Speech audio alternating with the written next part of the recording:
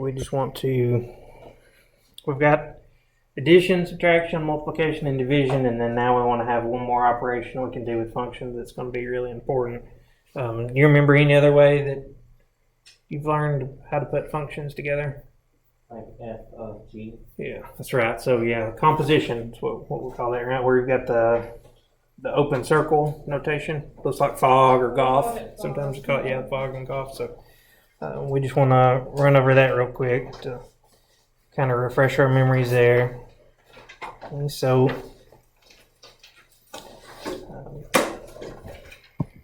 and then we'll do a couple of problems with that and we'll be done with this section. Okay? And then the next thing we'll do is we'll really start moving into actual calculus stuff. Okay? So we're almost there.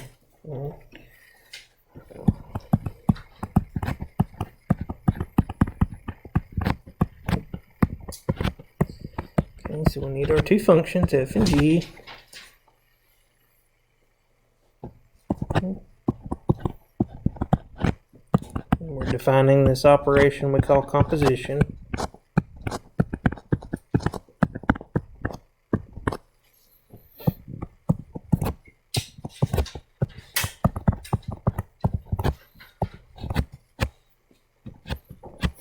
And the way we write that's with an open circle. So fog and golf.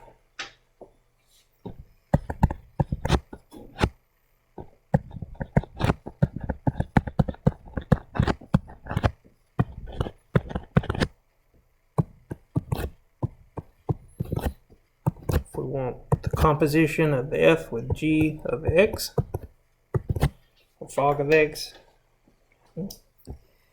then our definition just says, do you remember how we do it? The idea when we're doing composition is we're going to take one function and plug it into the other function. So the harder thing to remember, or I guess the easier thing to get confused, is which one goes on the inside. So which one's going to be used as the input here, G or F? G. Okay, so one thing I kind of think about is whichever one's closest to the x is going to go on the inside. So if we want f of g of x, and that just means we're going to take g of x and plug it in as the input for our function f.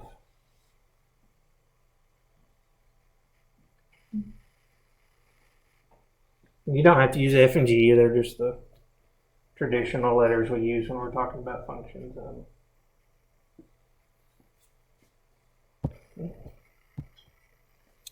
So let's just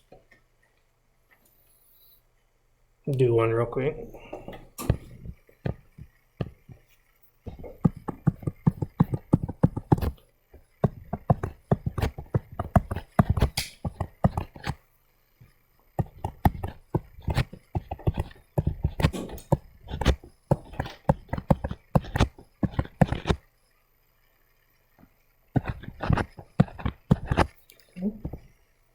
There's two functions.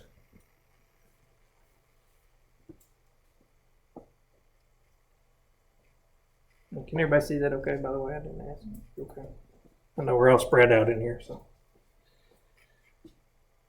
Okay, so let's find, we use these to find a couple compositions, I guess. Let's find f of g of x. We'll go with the classic first.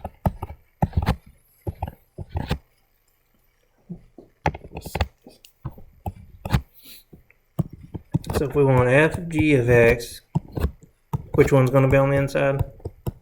G. So we want f of g of x.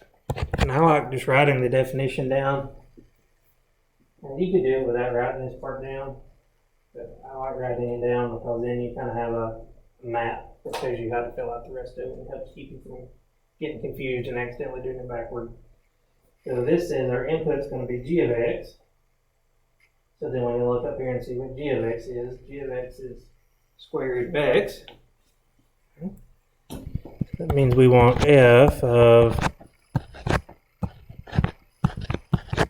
square root of x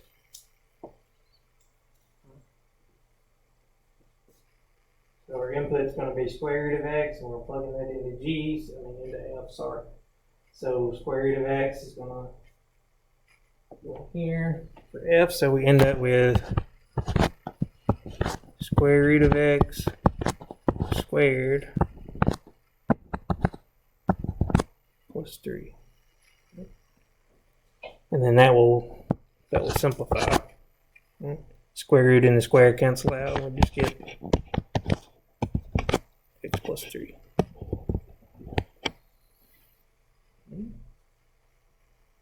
You good with where the pieces are coming from on that?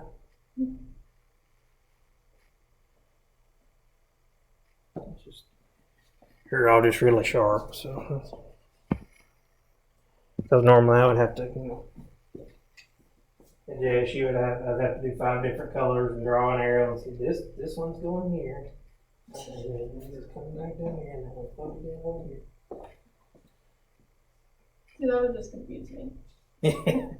That would make it worse. Yeah, that would make it worse. After you know how to do it, it doesn't make it worse. You're right. Trying to explain to somebody that's never seen it before, it's not. I've always liked these for some reason. Oh, I do too. I think they're kind of fun as far as math class goes. I think they are. So. It reminds me just like watching Khan Academy videos.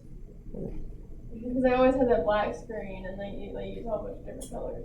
Yeah. But then that just reminds me of chemistry class. I don't know. Did you do chemistry? I had to watch so many of these videos to try to understand. Okay, so you can do g of f of x, and will we necessarily get the same thing when we switch the order? Not necessarily. That's a special circumstance if we can switch the order and we get, well, not that we get the same thing, but if we get x, find an f of g and g of f, that relationship's got a special name. We call those inverses. That's when we have functions that undo each other. We're not worried about that just yet. But just know that most of the time, if you just pick 2 random functions and you do compositions both ways around, you're not going to get the same thing. Let's do one that's maybe a little bit weirder. It actually comes up a lot.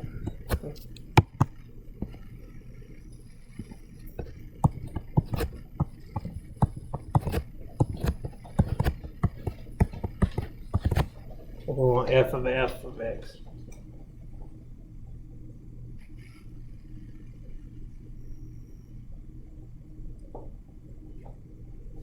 Okay, so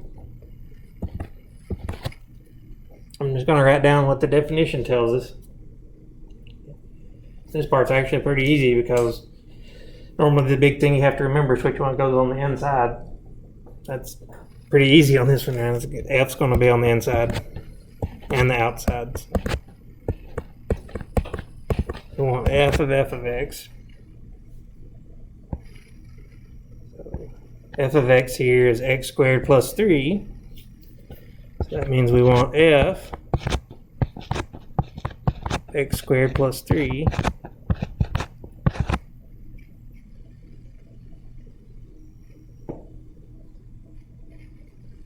So what are we doing here? It's a little weird.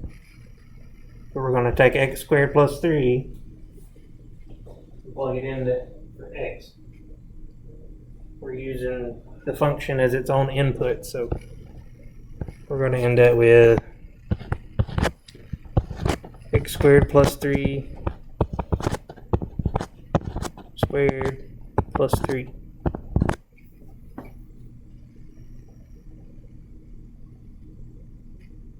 You follow on that one? Okay. Can't stump you today, huh? And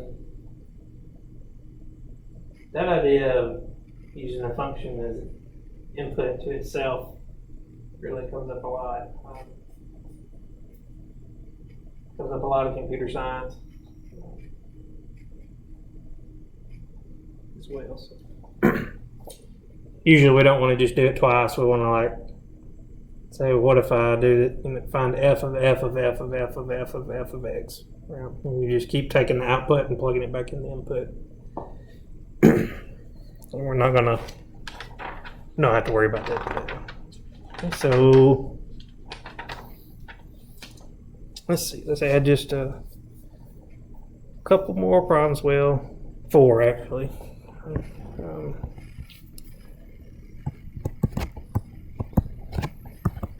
We're still on page 49.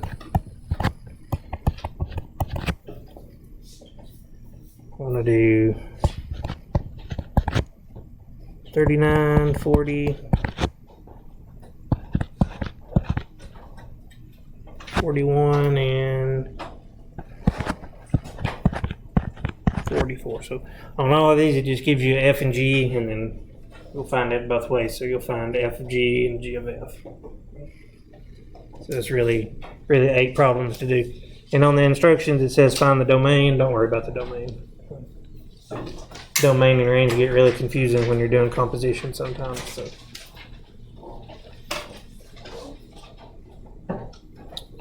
Don't have to worry about that. And then we'll be done with that assignment when I get those finished. Calculus ideas.